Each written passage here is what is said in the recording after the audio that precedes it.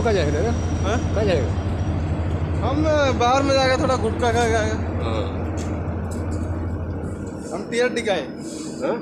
Rail का TRD department. अच्छा अच्छा।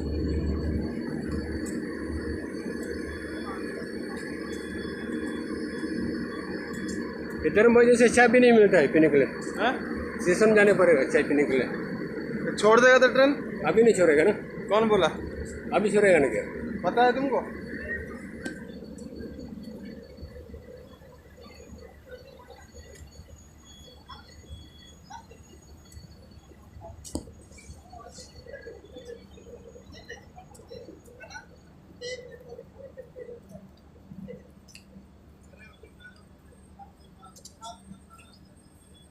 ये सब ऐसे चल रहे नहीं चल रहे हो?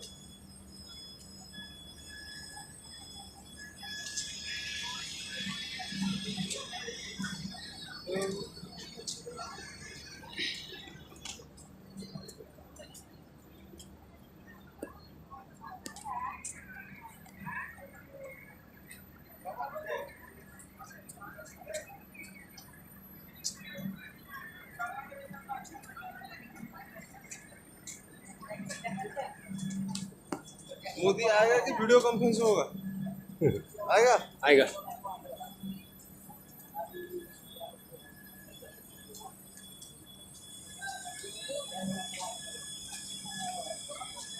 मोदी के लिए इतने ज़्यादा हम आया ना, विदाई हमको।